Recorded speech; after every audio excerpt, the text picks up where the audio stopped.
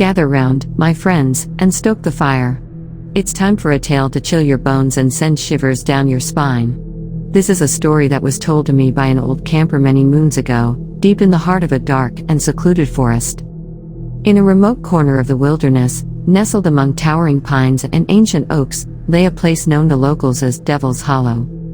It was a name that sent a shiver down the spine of anyone who'd ever ventured near it. Legend had it that this hollow was cursed, and no one who entered ever returned the same. The tale began on a moonless night when a group of daring teenagers decided to explore Devil's Hollow. Ignoring the warnings of the townsfolk, they set out with flashlights in hand, their footsteps echoing in the eerie silence of the forest. The trees, it seemed, whispered secrets of the past as they brushed against each other. As the teens ventured deeper into the hollow, the temperature plummeted, and an unexplainable sense of dread washed over them. They stumbled upon an old, decrepit cabin hidden among the trees, a structure that appeared to be untouched by time. Its windows were shattered, and the wooden walls groaned under the weight of its age. The bravest among the group decided to enter the cabin, and as they stepped through the creaking door, a haunting tune filled the air. A piano, old and out of tune, played by invisible hands, its keys dancing with eerie precision. The teens froze in terror as they witnessed the spectral figure of a woman at the piano, her ghostly fingers caressing the keys. The woman's eyes, hollow and vacant, met theirs. She wore a tattered wedding gown, and as the teens watched in horror, she beckoned them closer. In the dim candlelight, her ethereal form grew more menacing. The teens' flashlight beams revealed a room filled with portraits, each one a different bride, trapped in an eternal, spectral wedding. Their hearts raced as the haunting figure of the bride drew near. She whispered a name, the name of one of the teens, her voice a ghostly hiss. In an instant, their friend was seized by an unseen force, and his body convulsed, his screams filling the room. Terrified and trapped, the remaining teens could only watch as their friend was engulfed by the spirit of Devil's Hollow. The otherworldly bride grew stronger with each passing moment, her grip on the living and the dead becoming one. They fled from the cabin, their minds haunted by the otherworldly encounter. The chilling music echoed through the hollow, following them like a sinister specter. Their friend was never seen again, and the haunted cabin of Devil's Hollow became a place feared by all who heard the tale. And so, my friends, if you ever find yourself near the dark and desolate woods, beware the lure of Devil's Hollow, for the curse that dwells within is a force that can claim even the bravest souls, leaving them forever entwined in a spectral nightmare.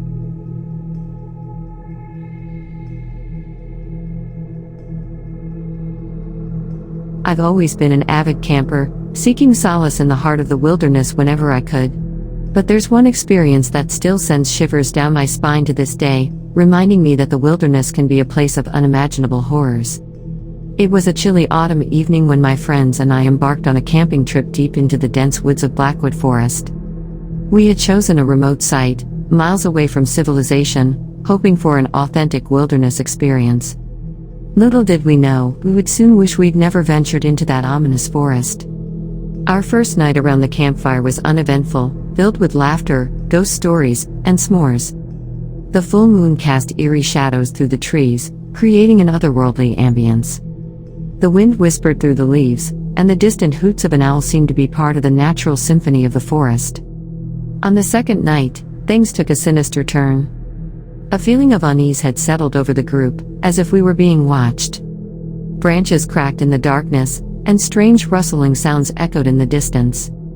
We brushed it off as raccoons or deer, not wanting to let our imaginations get the best of us. But as the night wore on, the forest seemed to come alive with an unnatural presence. The whispering winds grew into unintelligible voices, as if the very trees themselves were trying to communicate. Panic began to grip us as we realized we were not alone. One by one, the voices grew closer, circling our campsite. They spoke in a language that was no language, a cacophony of strange, guttural sounds. My heart pounded in my chest, and my friends and I clung to each other, trembling with fear. The fire, our only source of comfort, began to flicker and fade. The night grew darker, and the woods seemed to close in around us. Then, we heard it, a child's voice, distant but clear, crying for help. It was a heartbreaking plea for assistance, one that sent a chill down our spines. But we knew it couldn't be real. There was no child in these woods at this hour.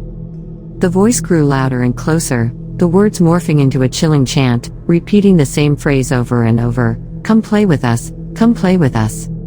We couldn't bear it any longer.